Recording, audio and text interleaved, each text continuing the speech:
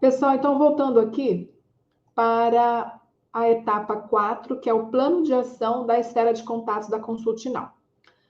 Esse foi o plano de ação que eu coloquei lá, 5 ações para eu fazer.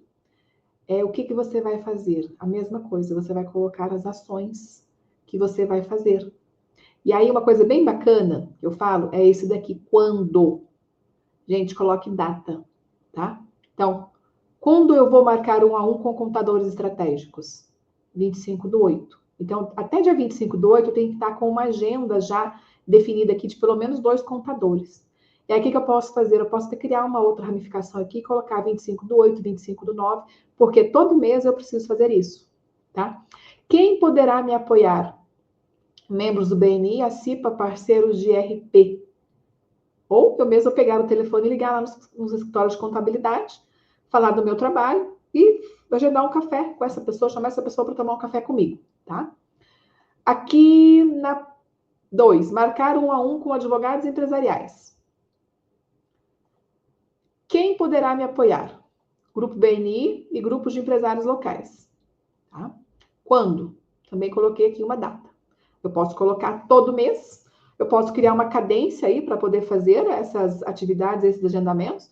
Por exemplo, eu posso fazer contadores em agosto, advogados em setembro, médicos de segurança do trabalho em outubro, tá? Mas sempre coloquem datas aqui, porque eu falo, quando a gente coloca data, a data chega, sabe? O dia chega e a gente consegue ter uma visão do que foi realizado lá e conseguir ver os resultados. E se não der resultados, por exemplo, eu marquei com 2 escritórios de contabilidade, não consegui, eu já consegui marcar com outros, mas manter um relacionamento com aqueles que eu já fiz, tá? Identificar empresas com problemas financeiros. Quando? Também coloquei aqui contínuo, que vai ser a mesma coisa ali das datas. Então, preciso fazer isso mensalmente. Então, já vou alterar aqui. Vou colocar aqui 10/9/2025. Quem poderá me apoiar? Advogados, consultores financeiros, e contadores. Coloquem data, gente, é igual casamento. Se marcou a data, chega. Tem festa, marcou a data, chega. Tem happy hour lá do BNI, marcou a data, chega. Toda terça-feira, 6:30 da manhã, vai chegar a data para a gente fazer. Então, a gente precisa ter essa disciplina, tá? Conectar com implantadores de RP que recusaram clientes. Mas por que o implantador recusa cliente? Às vezes é um cliente, ele não está estruturado. E aí, muitas vezes, eu vou dar um exemplo de TOTOS. A TOTOS, muitas vezes, ela recusa o cliente, porque se o cliente não tiver uma estrutura, vai refletir depois nela. Eu acompanhei um caso de uma empresa de 3 pontas, uma baita empresa de 3 pontas que implantou Proteus. Um baita de investimento, se não me engano, foi 1.800.000 de investimento na implantação do Proteus. E 2 anos depois já tinha vencido o contrato, eles não tinham conseguido fazer a implantação, e aí estava uma briga danada. O contador deles era descentralizado, a empresa culpava o contador porque o contador não usava o sistema do Proteus. E aí o que acontecia? O contador falava que a empresa não estava estruturada para poder fazer o uso do sistema. Então, eles usavam o RP, o departamento pessoal separado, o financeiro separado, e usava um sistema de 1.800.000 para fazer notas fiscais. Não faz sentido. Então, assim, quando você for pensar de um modo amplo, de um modo geral, tem que tomar cuidado, sabe? Então, o implantador de RP, se não tiver uma estrutura, porque as empresas de tecnologia não oferecem uma estruturação para aquela empresa, para que ela coloque o RP. Ela simplesmente vai e implanta muitas vezes.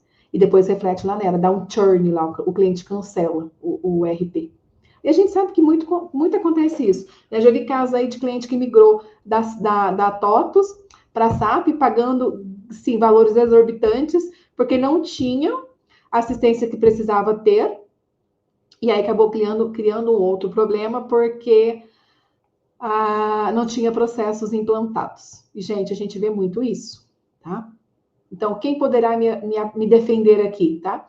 Parceiros Alterdata, TOTOS, SAP, Oracle, desenvolvedores. E aí, o que acontece? A gente entra lá na empresa, faz um processo de reestruturação, Porque se eu for fazer um processo de reestruturação da empresa e ela colocar o RP, muitas vezes ela vai ver resultados grandiosos.